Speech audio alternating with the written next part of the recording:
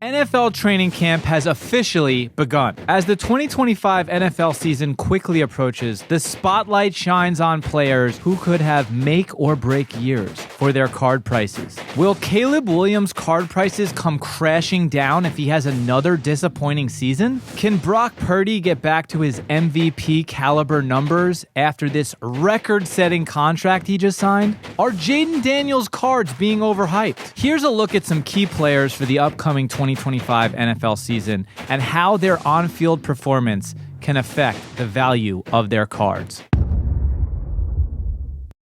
What is up, everybody? I am Dappz here with our special guest this week, the Hammer, Tyler Holtzhammer, and welcome to another episode of Up or Down, the show where we dive into what really moves a card's price up or down. But first, we love our fans and we want to show our appreciation with our weekly giveaway. Shout out to Jeremy Trujillo, a regular at Dappz Sports Breaks on TikTok, buying into our breaks all the time. I am super happy that he ended up winning this giveaway. This is incredible to give back to the people who support us on a nightly basis. Trujillo is always in the stream, and we want everybody who watches this show to join our stream, come ask questions in real time about cards, about breaks, about what card is going to go up or down. We have a lot of information, a lot of educational tools in the stream, and we can give you answers in real time. If you're watching this show and you're wondering, hey, how does it work sending a card to PSA? You can ask that question in the stream and get real-time answers. We're less than 8 weeks until week 1 of the NFL season beginning, and how players perform this year can influence their card prices and reputation among collectors. Caleb Williams' rookie season was a buzzkill for rookie card collectors. Tyler, what do you think about Caleb Williams and where his price is right now? Well, I think Caleb Williams' situation is rather interesting. Obviously, a ton of hype. One of the most hyped probably prospects coming into the draft. And I'm a big believer in finding out where the player where he ends up. The location that he ends up obviously is going to dictate where he is going to go in terms of his career or success. Last year was not the formula for success that Caleb Williams collectors were looking for with the Bears. Definitely had a lot of growing pains. One upside was he did have one of the best TD to INT ratios in Chicago Bears history. But obviously, when you look at other guys around him, like Jayden Daniels, that are similar to where they went in the draft and similar positions and trajectory, those guys are looking much, much better than Caleb Williams was looking last year. But I'm not losing hope quite yet. They are making moves for my guy Caleb. He didn't have a ton around him last year. They tried to, but obviously it didn't work. They're bringing in Ben Johnson, who was an absolute offensive guru for the Lions, who was their offensive coordinator. They're bringing him in to totally overhaul the offense to help Caleb succeed much better than he was last year. Not to mention they bulked up with 2 or 3 offensive linemen. I believe Joe Tooney is one of them, who was Mahomes' offensive lineman during their Super Bowl run, as well as a couple other guys too. So based off of where his prices are, I'm not necessarily just ready to call it quits right away. Compared to last year, I like the moves that they're making, and it seems like they're starting to build an infrastructure around him with a franchise that really hasn't done that ever. Yeah, it seems like with quarterbacks. I think that Jayden Daniels also is going to regress to a degree because he had such a great rookie season. I think that it's more likely that Jayden Daniels is going to drop in price this year, and it's more likely that a guy like Caleb Williams, who has an offensive coordinator who is now a coach in Ben Johnson, progresses in his sophomore season. So I do like the opportunity. And listen, it might not be Caleb Williams. It can be Bo Nix. It can be J.J. McCarthy. Not exactly the same situation because this is technically his first year. Kind of similar situation with Penix because he only played X amount of games last year. But all of these guys, Penix, J.J. McCarthy, Bo Nix, Caleb Williams, Drake May, they're all floating around a very, very similar price point in the card market right now. And Jayden Daniels is kind of like on another tier as far as pricing. So one of those 5 guys is definitely going to be the guy who explodes in terms of price comparatively to the others. The question is, which one is going up and which one is going down? So we just saw this incredible sale at the National. Jayden Daniels went for $500,000. I believe one of Michael Rubin's friends purchased it. Do you know who the buyer was, Tyler? If I'm not mistaken, I believe it was somebody with the Commanders. I think it was somebody in the organization. I think you're right. And now at the end of April, Caleb Williams' Prizm Black Finite and a PSA 9 sold for $122,000. So there's no way you're going to convince me that Jayden Daniels is 4x the player of Caleb Williams. And that's where we have to look in the market at opportunity, right? If Jayden Daniels is selling at 4x the amount of Caleb Williams, I'm looking at Caleb Williams as an investment way more than I am in Jayden Daniels, because I think the margin for you to go up on Daniels is so much slimmer than it is on a Caleb Williams. Yeah, totally agree. And it's funny because if you went, a year ago, it would obviously be flipped. Obviously the releasing of a lot of the products and in terms of schedule were a bit off, and in terms of how the NFL season played out. But obviously going into last year, this was flipped. This thought was flipped that, Caleb Williams is going to be the guy, and Jayden Daniels is really an afterthought. So it's fascinating to see how within just 17 games now the narrative and just the outlook that collectors have on these two players has completely flipped. And to your point, Caleb Williams, his stock has dropped because of where everybody expected him to go. So if he's to turn around with an improved team and can get them to, let's say, the NFC Championship like somebody did last year, I'd be curious to see now what sort of the outlook from collectors would be based on Caleb Williams' performance as well as Jayden Daniels' performance going 2 years, following 2 years into the season. If Caleb can get them to the playoffs or get them somewhat near what Jayden Daniels was able to do. But obviously that could be a very tall ask. And I think that we saw Jayden Daniels follow a very similar arc to CJ Stroud the previous season. And CJ Stroud ends up getting into the playoffs, being an incredible rookie, leading his team to multiple fourth quarter comebacks, playing just absolutely outrageous when the game was on the line.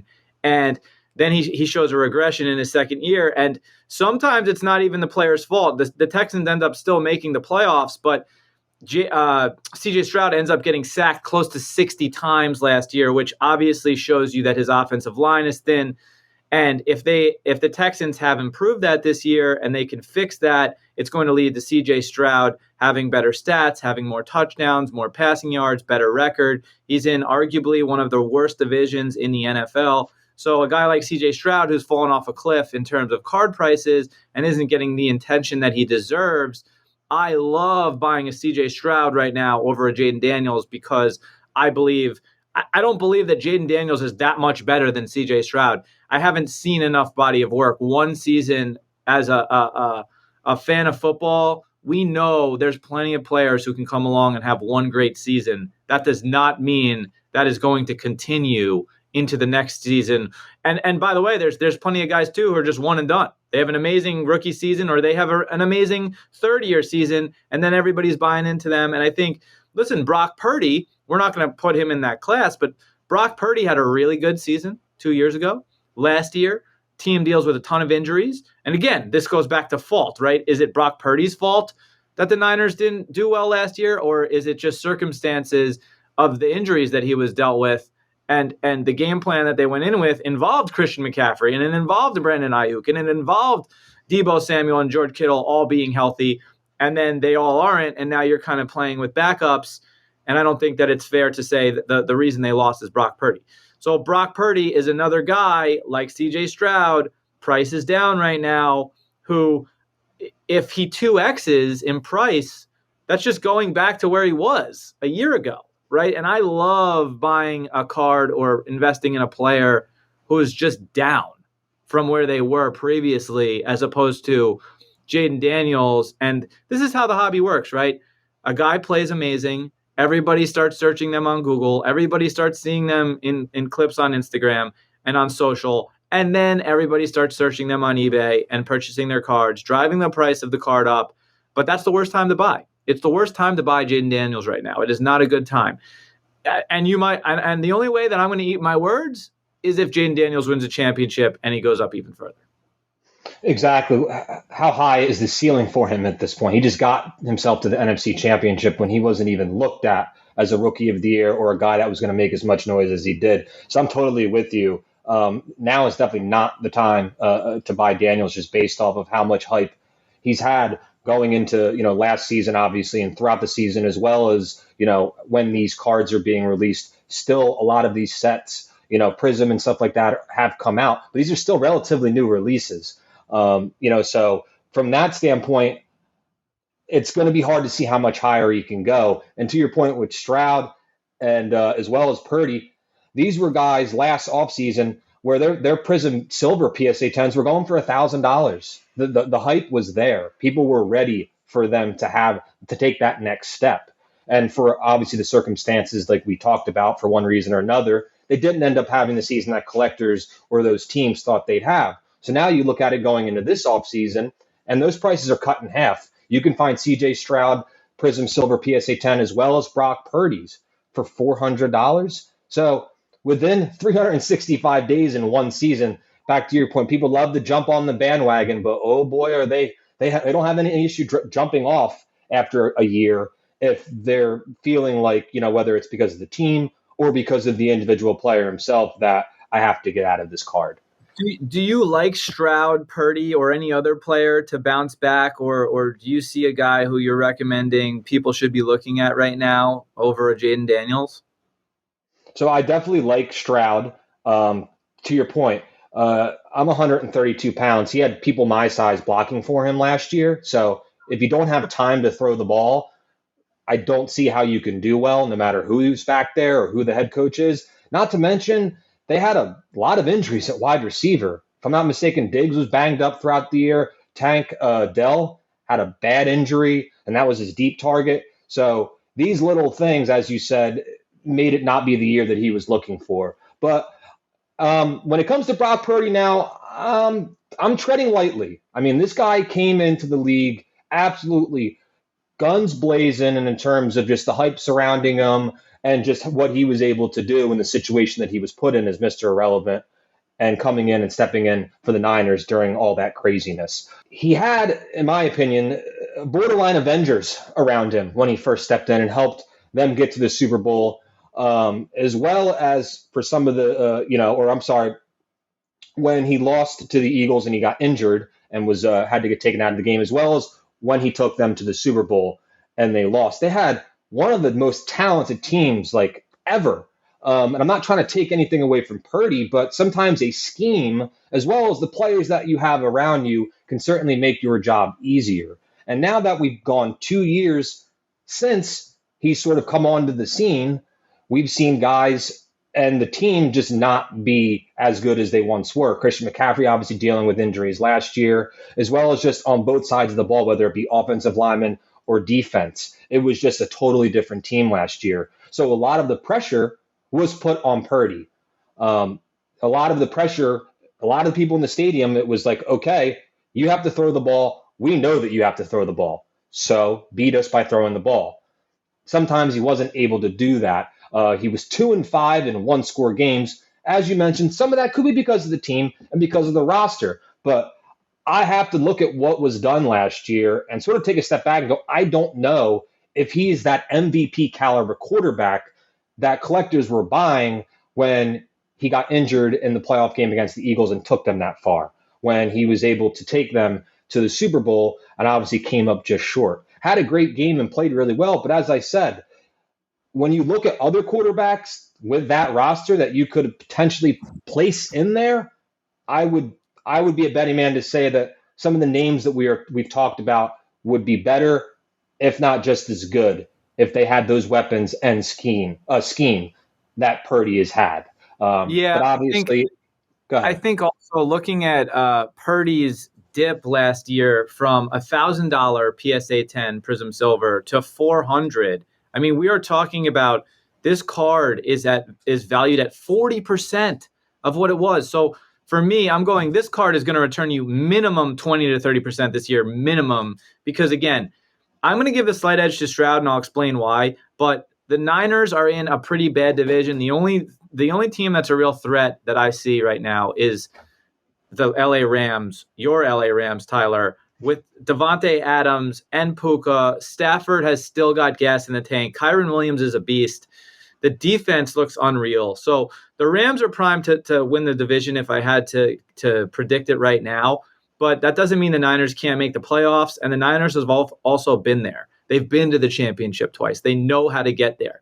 Now, the reason I'm going to give the edge to C.J. Stroud is the Texans are in, like I said, arguably the worst division in the league. The Jags are bad. The Colts are bad. The Titans are bad. I don't see Cam Ward making any noise this year. So I think that leads to C.J. Stroud's record being better. And when your record is good, you get hype, right? Fans root for you. You get highlights in the media when you're winning games. They're going to cover C.J. Stroud a little more, which I think is going to increase his price in a much easier path to his silver prism going up faster than Brock Purdy. So if you're looking at Stroud or Purdy right now, I'm going to tell you, look at Stroud a little bit more. I'm sure he's in that $500 to $600 range, right around Purdy on a PSA 10 silver as well. So again, I like the opportunity for CJ to go up faster than Purdy. But again, if the Niners won the NFC West, I would not be surprised. Let's move over to our favorite segment of the week, Tyler. And I know that we've added some cards that are a little bit more affordable for our audience this week in case we're looking at cards that are out of the price range of the typical collector. What is the first card we're looking at this week, Tyler? So the first one that we're looking at is the 2008 Topps Kobe Bryant number 24. To simply put it, it's an iconic card. You have two absolute legends sharing sharing the same card. Excuse me. Not only is there a 2008 Topps version, they also made a Topps Chrome version as well. If you're looking for a more premium version of this, maybe that's also not a parallel or a serial numbered parallel where the price might be a little bit out of your range or somebody like myself. But when one of the big reasons why I love cards like this is because when this was first released, it wasn't necessarily desired or valued in any way. It was just looked at as almost just as a common card that was just sort of put in a $1 box or a $2 box and is just sat. So it's truly amazing to me that over the course of time, as these guys really continue to make themselves legends within the NBA, that cards like this start to get more attention. I have a PSA 9 here that I'm looking at. But if you look at the population reports, they're not like super crazy or anything like ultra modern, cards that you see today. The PSA 9 population on this is around 2,000, and the PSA 10 is around 850. But I want to stick with the PSA 9 just because there's a little bit more of them and it's a little bit more of an affordable price. And if you've also happened to look over the past year, both of these cards, this card and a PSA 9 and a 10, have gone up about 50%. So these were cards that were sort of highlighted during the pandemic when a bunch of collectors started coming into the hobby. And, it went really high, whether it was raw or graded. But obviously, since things have come down over the past few years, it's come back down to earth. But over the past 365 days, you're seeing PSA 9s and 10s start to go up in price because just the iconicness surrounding this card, I think, makes for an absolutely great long-term buy. If you're somebody like myself who maybe just likes to buy and hold for a while, knowing these guys are iconic players, they are absolutely, iconic in terms of, what they mean to the game. So I don't necessarily need to rush to go flip this or to go sell it. And if it goes down a little bit, that's okay.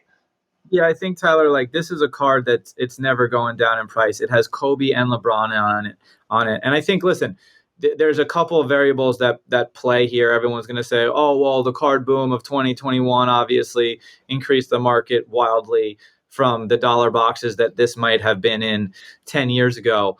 But at the same time, the other variable is that Kobe Bryant passed away, right? So now you've got LeBron James, arguably the best player of all time or top two, paired with legendary Kobe, right? Which this is just an iconic card because you have these two guys, and it's just such a good shot, right? It's just such a good frame. and I think eye appeal goes into cards as well, and I don't think that that's a variable that people talk about enough. Like when a card is appealing, and I think that's why downtowns and kabooms and a lot of these inserts sell for so much money, is because they're just so appealing to your eyes. Your eyes just are drawn into the card. And with Kobe and LeBron on a card, that's always going to happen. I mean, this has 6 days left. It's somewhere between $3 and $6 right now. And I just want everybody to also be aware that it costs $20 just to send a card in to get it graded by PSA. So if you end up purchasing this card for under $20, you saved on the slab fee. I don't think this is going to end up going for less than 20, but that's something that people have to consider when they're buying a card, whether it's raw or PSA 9, is if you can save $20, right, on a PSA 9 versus a raw, it's the same thing as buying the card, saving $20, and then having to submit it. And listen, the other thing that people have to be aware of is, I'm sure everybody has had their instance of buying a card off eBay, sending it to PSA and getting a 10. I'll tell you that's very few and far between, right? Like that is not a common occurrence. It is not easy to get PSA 10s. And if cards are selling on eBay, majority of the people who sell cards, they look at their card, they check for scratches, they check the corners, they check the surface, right? They check the edges. They want to send their cards to PSA if they think they have a shot at a 10. So if it's on eBay, that means they've looked at it, they don't think they're going to get a PSA 10, or they've sent it to PSA and they don't think, or they've cracked it and now they're selling it raw because it got a 7 or an 8. So these are things that people just have to be aware of when purchasing. And part of the reason we want you to watch this show, right? Because we're trying to give you these tips because we've made the mistakes already, that and you don't have to make them, live off of our experience. So, or learn off of our experience. What is the next card? I think this is a pretty funny one that you put on here next, Tyler. Yeah, so as somebody who takes pride in really being a fan of the history of the hobby, I had to go with the GOAT of error cards, the 1989 Fleer FF error card. Obviously, I'm not too sure if this is how much of a family show this is, if we could just let it rip in terms of what's said on the bat knob. But nonetheless, it's the most iconic error card out there. When this came out in 1989, you literally had newspapers writing about this card store owners, like, having to put signs up saying that they don't have the card for sale. I'm talking parents going to card stores complaining that their son just pulled this card with the curse word on it, and how is this possible? But without getting too much into the weeds in the history, it's an iconic card. Obviously, fans might be like, Ripken, wait, Cal Ripken? This is Cal Ripken's brother, who had a somewhat of a short-lived MLB career compared to Cal. When you talk about hobby history and cards that really are just going to stand the test of time, regardless of necessarily what the player might be, this completely fits within that category. Whether it's collectors who were trying to buy this card as a kid growing up and now they're older and now they want to get the PSA 10 into their collection, or just just any version into their collection, or people like myself who maybe wasn't around during this time, but remember finding this card in my dad's collection. My mom freaking out as a kid because I'm saying the words on the card and showing my dad, and he's like, you're not supposed to be looking at that. But and for anybody who does, we should bring up some of the history. Bill ends up taking this promo picture with this, and he just grabs his batting practice bat, right? And on the knob of the bat is written F face. We won't say it on this show, but it's just one of his teammates, or he wrote that on the knob of his bat, and he would just take batting practice with this bat. So he grabbed it for this picture, took the picture real quick. Somehow it gets through quality control, right? And is printed. And then now it's an error card, but the hobby loves it because they want, listen, profanity is something that everybody, I think, or majority of people in the world engage in, behind closed doors. And it's just funny that this thing ended up on the knob of the bat and then gets printed, and then they try to recall it, which is just going to drive the demand up more of this card. The total PSA population is around 20,000, which, like I said, may seem like a lot. But if you look at somebody like Victor Wembanyama's Prizm base rookie card, he has more PSA 10s than this card is graded by PSA. That's But for PSA nines, there's about 9,000 of them, and then when you get into the PSA 10, which obviously is more of a premium price, you're looking at roughly 3,000 PSA 10 copies. Yeah, so I think that this is another card that over time will just go up. It's just funny. It's kind of a joke in the hobby. It's the same thing with Mark Jackson's card with the Menendez brothers in the background. John Morant had a card with Young Dolph in the audience that was printed in either 19 or 20 as well. So there's a lot of these cards where a photographer takes a picture and maybe doesn't intend to have the background be part of the focus, but just through circumstance, they get the athlete and they get a little extra in the background, and then Panini or Topps or Fanatics is going to put that into a card, and now it's just something that somebody who's collecting goes, hey, did you see that this guy's in the background, or did you see this error on the card? That makes these cards desirable. 3,000 on a PSA 10 is definitely not a low number, but at the same time, it's an error card, and I think this stands the test of time and only continues to slowly go up in price. So tell me about this Cooper Kupp card that you're looking at, Tyler. So yeah, this one's definitely more of a PC buy than maybe some of the other ones where maybe looking at long-term outlook. But I do think that this card in particular will do well long term. This is Cooper Kupp's 2023 Donruss Optics Super Bowl Downtown. So this card is a dream for any Rams fan like myself. So some of you obviously may be familiar with Downtowns, but this one is obviously a Super Bowl themed one from his Super Bowl 56 performance against the Cincinnati Bengals. This is Kupp's season, the Super Bowl against the Bengals, that 2021 season. It's arguably the greatest season for any wide receiver. He ended up winning the Triple Crown, the Super Bowl, as well as the Super Bowl MVP. So basically, for people who have recent memory, basically what Jamar Chase did last year, but won the Super Bowl and also won the Super Bowl MVP.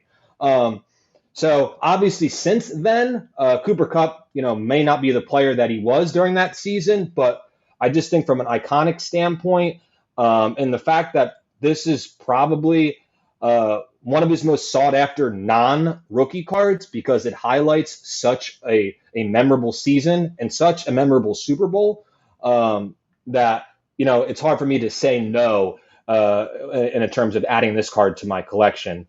And I know the PSA population isn't too crazy, especially compared to some of the cards that we've been highlighting that are just like base cards. There's about 150 PSA 10s on this one, and it's going for around $400 to $450. So, like I said, this might not be one where I'm not going to recommend somebody who's a Seahawks fan to buy this card right now because they think that 2.0 of Cooper Kupp is going to start with Sam Darnold now giving him the ball in Seattle. But there's certain cards like this where it captures a moment in time or a moment in a particular player where they were at their peak, or at least from a media standpoint or a hobby standpoint, they were really at the forefront. So for me, like I said, more of a PC, more of a Rams fan buy, just based off of how truly unbelievable he was during that season and the Super Bowl. Yeah, but listen, I do agree, and I would not recommend that anybody watching buy this just with the intent of making money on this Cooper Kupp card. But at the same time, all the stats that you just brought up are real. Like Cooper Kupp winning the Triple Crown and then also winning the Super Bowl and the Super Bowl MVP. For a receiver to win the Super Bowl MVP, that's probably a once in every 10 years happening. I know Julian Edelman also won in like 2016, but before that, in my recent memory, like Troy Brown with the Patriots won it, and maybe like 01 or 03. Like you really gotta, obviously Jerry Rice is a Super Bowl MVP, but like that's the type of level you have to be on to win an MVP. I'm sure 70 to 80% of MVPs are quarterbacks throughout history. So Cooper Kupp, this will definitely go down as one of the greatest receiver seasons ever. I think that comparatively, obviously, that everyone's going to compare that to Randy Moss, who, again, he would have a much greater argument as a Patriots fan for that season had they won the Super Bowl, but the Giants kind of spoiled that season for Patriots fans. And Tom Brady and Randy Moss. But at the same time, Cooper Kupp, again, you cannot deny the stats and what the Rams did that year. I'm hopeful for him in Seattle, but I do not see the Seahawks making too much noise this year. Moving right along to the greatest of all time, which I don't think you can lose any money on ever. And this is a personal favorite of mine. I collected this as a kid, but let's go over the 93 Topps Finest Jordan that you're looking at. Yeah, going with a 93 Topps Finest, Jordan #1. Obviously has to be #1 for a reason as the GOAT, in my opinion. But to put it simply, this is MJ's first Chrome card during his career. So a lot of people generally will go to his Topps Chrome cards or when Topps Chrome got started, I believe in '96. But this is his first Chrome card. So just from a level of status, the status level of this card, and in terms of all of his cards, there is a place for it. And in terms of, wow, this is one that's worth holding and keeping for long term, especially in a hobby today that it seems like everything is Chrome compared to compared to the '90s where it was just starting to get introduced. You're still having that traditional paperback collecting, not really a ton of inserts. So this was also just sort of during the change of the hobby where you started to see more refractors, Chrome, just more premium sets start to be released for basketball. But And something people should be aware of when purchasing a card like this or cards from the past in general is this card does tend to have discoloration and greening on it. So if you are looking at this card on eBay, whether it's a PSA 9 or a PSA 10, and you see a significant decrease in the price of this auction versus a previous sale, do not think that you're getting this, diamond in the rough steal at this price point. If a lesson that I've learned hard in the hobby is if it seems too good to be true, it most likely is. And when a card greens a little bit, depending on whether it's partial or the whole thing, or if it's exposed to sunlight or just wasn't kept the way it should have been, kind of sealed in a cool, dark place, you can see greening on cards like this, and a greener card or a discolored card decreases the value of it. So the cleaner the card is, the less discoloration, the higher the price point of the card. So this is definitely a card that I've personally seen completely discolored.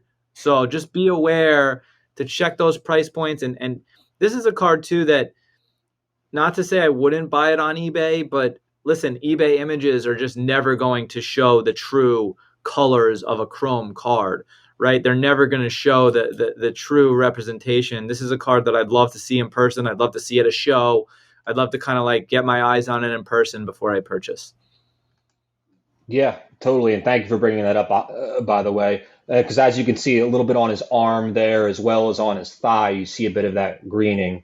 But as you said, sort of that also adds just another level of rarity. There's only about 500 PSA 10s. I'm obviously going for a 9 because it's a bit more affordable.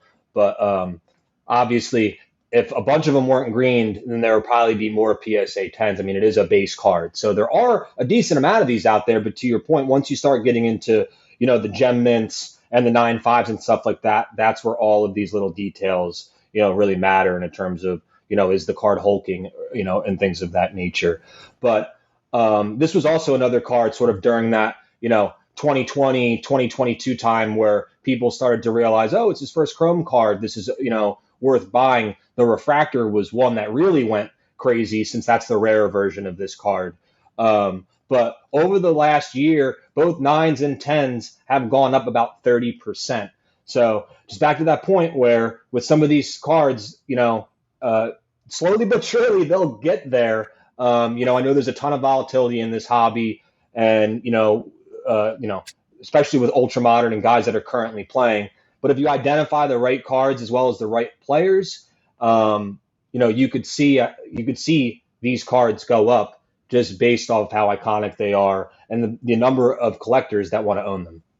And the last guy you got on this list, I would argue, growing up watching this guy, he was like the most dominant player for 10 straight years in terms of he hit for average, he hit for power. And the other thing about it is he doesn't have any card really in the hobby. Like, not to say he's disrespected in the hobby, but there is no Albert Pujols sale that mimics any type of Mike Trout or Paul Skeens or Shohei Ohtani. And like, Pujols, people don't realize at the time, like Pujols was the Ohtani of the mid 2000s.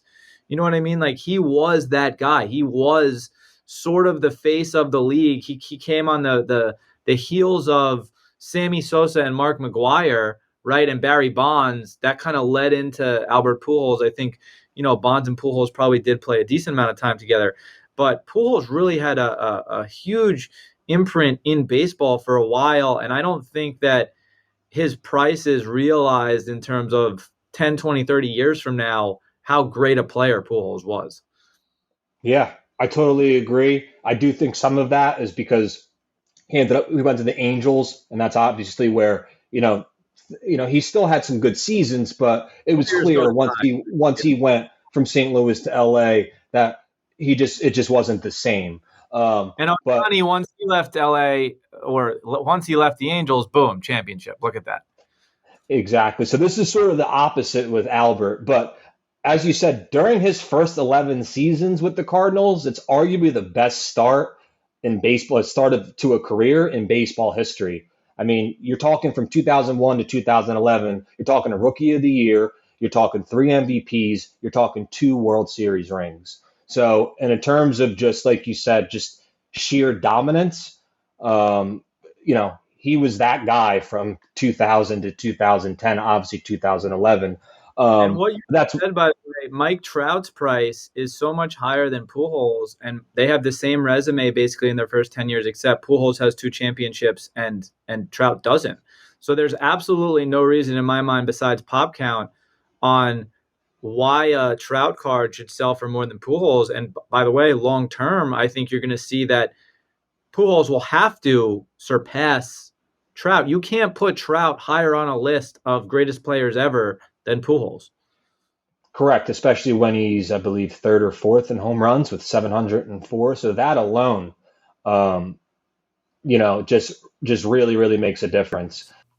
All right, everybody, the moment you've all been waiting for. Remember, we give away a card every single week on Up or Down. Thank you for watching. In order to be entered to win the card that I hold in my hand, all you have to do is subscribe to this channel, like this video, and comment beneath this video. What is the comment, you ask? Any comment. Comment a player that you want us to talk about. Comment an era of cards that you want to hear about. Maybe there's a sport that we don't talk about enough that you want us to cover on next week's episode of Up or Down. Comment whatever it is you want. This week's giveaway is going to be a PSA 10 Jalen Hurts Mosaic Honeycomb. Honeycomb is a short print out of Mosaic. Beautiful card.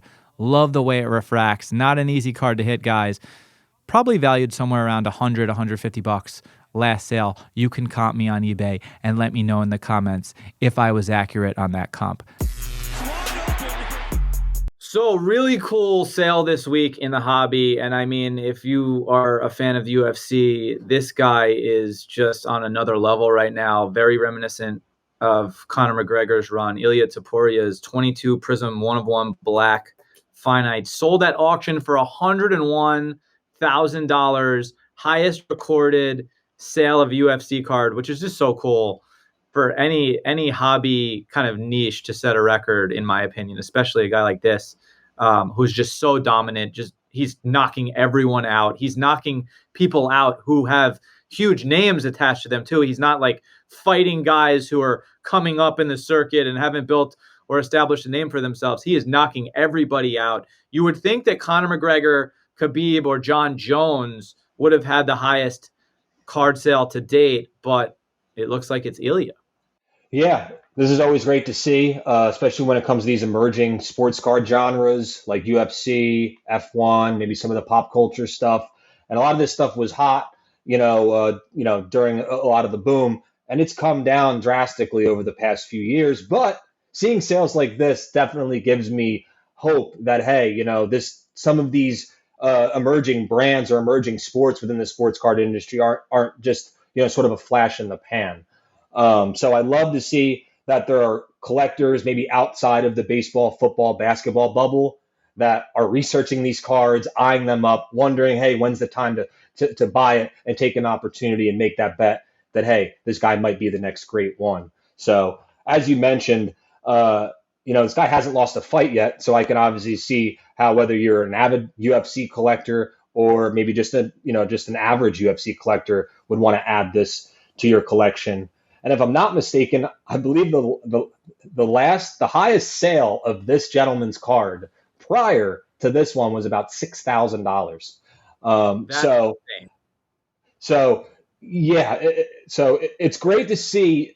Not necessarily how big that number was, but it's just, like I said, it's just great to see that there's more eyeballs, that there's more people willing to put their money into the pile and buy some of these really huge cards, whether that's because they think it's iconic or because they think this guy is going to be the next face of the sport. And I'm putting my money down on it now.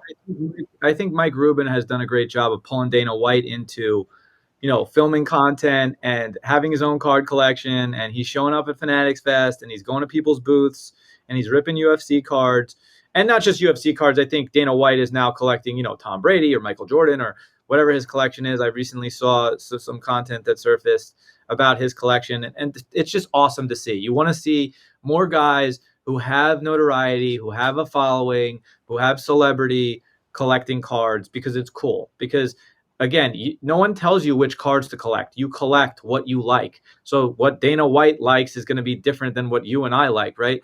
But the Ilia Topuria sale of 101K, there's a couple interesting things. First off, he beats Khabib's previous sale of $80,000. And I would argue also that, I think John Jones is number one all time, but if you don't have Khabib too, he never lost. He was never defeated, and he ran through his division. Listen, he ended his career early, number one, and number two, he never went up like an Islam did or a McGregor did into another division, which I think is where fighters really get into this weird space. We saw Israel Adesanya go up, and he just got smashed by somebody who wasn't really, you didn't think he was going to lose that fight, and he did, because it's a huge jump. Up 10 pounds, you are not a big dog anymore in that division, right? So Islam and Ilia, though, multiple divisions now that they've been in and won in. And I think that's the super fight that everybody's waiting for. And I think if Ilia wins that one, this guy can make some money on his card at 100K. But if he loses that fight to Islam, this was all for nothing. And I think that $100,000 sale is going to drop off a cliff, because what is Ilia if he isn't undefeated? He's not a $100,000 man anymore. And then you have to argue, where is Islam's Black Prizm 101 finite, and what is that going for? So that's a very interesting question to ask, and we'll see how that plays out. But something that has really been kind of toying with me, and I brought this up to you earlier this week, is we got to talk about Justin Herbert and his 2020 Prizm Gold sale this week on alt went for $26,000, and now it's at 78K. No, this was the prior sale of this actual card numbered 7 to 10. This card was sold for 78K, and now it's down 50 grand, right? So that is a little bit more appropriate, but at the same time, Joe Burrow, we bring this Joe Burrow Prizm PSA 9 sale, this gold sale up all the time, because it's the height of his Prizm Gold when he was in the championship.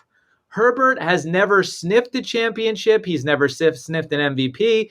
His yards and touchdowns across his first couple seasons, I think, are maybe one or two ever, by the way, which is very, very impressive. And I love Harbaugh, as his coach, because I think Harbaugh is going to make the Chargers a very, very serious team. But again, he's got to get through the insane AFC West, which now has Andy Reid, Pete Carroll, Harbaugh, and Sean Payton, right? So you have four legendary coaches in one division. This is not an easy I would have much rather see Harbaugh go to the AFC South and coach the Texans or the Jaguars or the Colts, because now it's like this easy path to winning the division. Now you're in the playoffs. Chargers are still a playoff team in my mind with Harbaugh, no matter what. It's just, listen, the AFC West, you're going to have to get through most likely two of these guys, Patrick Mahomes, Lamar Jackson, and Josh Allen. You're going to have to get through two of them to get to the championship. And my best advice is good luck, because Josh Allen has a chip on his shoulder. Lamar Jackson has a chip on his shoulder. These are two guys who have reached the AFC championship, or maybe Lamar hasn't even reached the AFC championship. Josh Allen has, and have not gotten to the promised land. And Mahomes now too is pissed because he just lost the Super Bowl. So this is just getting out of control in terms of how good the AFC is, how great the level of quarterback play is. And to bring this back, why is Justin Herbert's gold Prizm going for $26,000?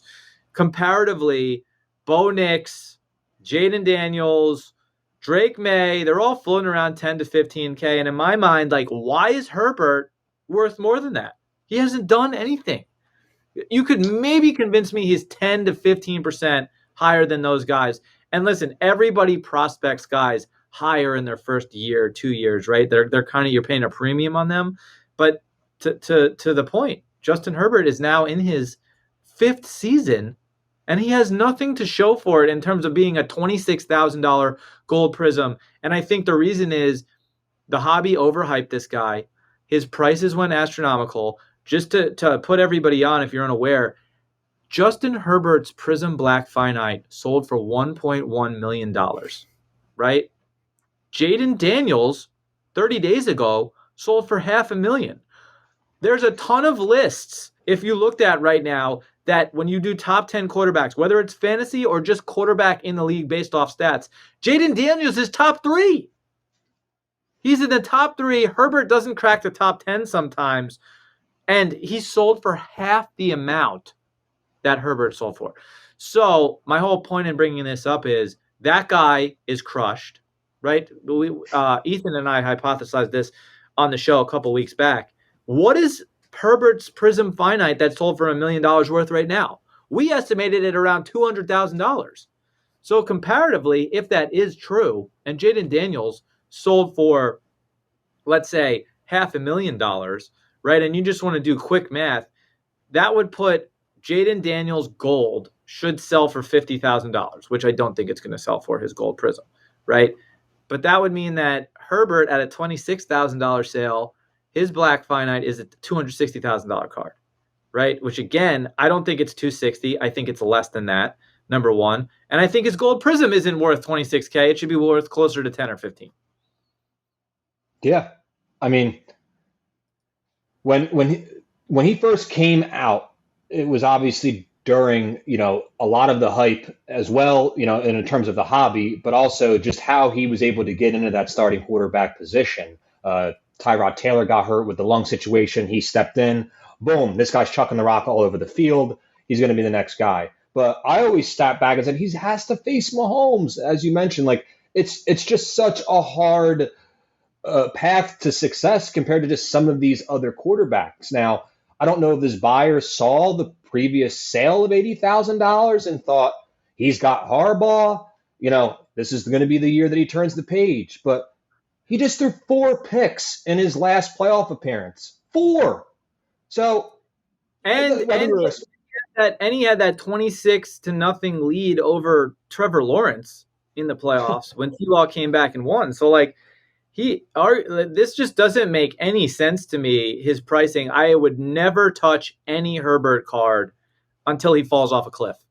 And who was he throwing the ball to this year? I know he has Ladd McConkey, but I'm pretty sure he lost Palmer. They lost J.K. Dobbins, if I'm not mistaken, who was their running back. They might have another guy back there, but I just don't see it. I don't see the guys around him as well. Yes, he has Harbaugh, but compared to some of the other quarterbacks that you've mentioned and the weapons that they also have at their disposal, and the easier path to get to the playoffs, to get to the AFC, or to get to the championship game, to get to the Super Bowl. Look, Herbert's a big guy. He can chuck the ball over the field. He is built to be an NFL quarterback, but, and I can see why a lot of collectors or prospectors love his physical attributes, but it's from where he was in terms of the hobby hype and those card prices, they haven't come anywhere near. And I don't know what it's going to take to get back to that $1 million price tag that you referenced. Like I personally don't think it can. And the last player I think we touch on before we wrap today's episode is Caitlin Clark. I mean, she's just unreal. Her Prizm 1/1 Gold Vinyl Auto set the record for the most valuable female card sold last year for $366,000. She's got her 1/1 logo min RPA from the Panini Rookie Royalty, which that's an inaugural product, right? The Rookie Royalty this year. It is. So it's currently being auctioned at Fanatics Collect. Clark's signature is also inscribed with her total points from her rookie season. We'll see what that goes for. Do you think that goes for more than the Gold Vinyl Auto? Oh, 100%. I definitely think so. I wouldn't be surprised if it reached $1 million. Just based off some of the, we've seen, we haven't had recent sales of certain guys, but I mean, Luka's National Treasures RPA comes to mind. I could see it getting to that area, but also in this moment in time right now, she has been dealing with some injuries. She just got injured again last night. I think she's probably going to miss the 3-point contest. So that could tamper the expectation in terms of where the sale was. I didn't see an estimated price from Fanatics Collect, which I was hoping to see just to have an idea maybe where they think it's going to go. But, if you look at recent sales of RPA 1/1s of like SGA and Anthony Edwards, they haven't happened anytime soon, or they haven't happened recently. Those have been like sales from 2 or 3 years ago, maybe. So it's hard to sort of compare, a 1/1 logo man RPA per se, because there's just so few of them out there with so many sales. But I definitely think so. She's box office. She's big time. She's the definition of fans that are on the away team come to the stadium to watch her play. Like, she is in that category of box office big time. And at least that's how the perspective is. But my buddy Buster recently shared a post on Instagram and Twitter, and it showed the search results on Google for every single NBA team this year, and the Indiana Fever at a 90 or 100 bar, and then they showed the next search team was at a 16 comparatively. The next highest team, and then the argument was Caitlin Clark should have a $100 million contract because she's single-handedly creating insane viewership in the WNBA. And listen, I don't know if that's possible because I think that all of these teams are operating at a loss and the NBA is just subsidizing the loss. But at the same time, like, listen, she's got her sponsorships. I'm sure she's doing just fine on the side, but there is an argument to be made that she should be sharing in some type of revenue through the league, not just the Fever or her own contract. Thanks for joining us for another episode of Up or Down. Don't forget to enter the giveaway for your chance to add a free card to your collection. Tell us what you're buying in the comments and what you want us to talk about on next week's episode of Up or Down. See you next week.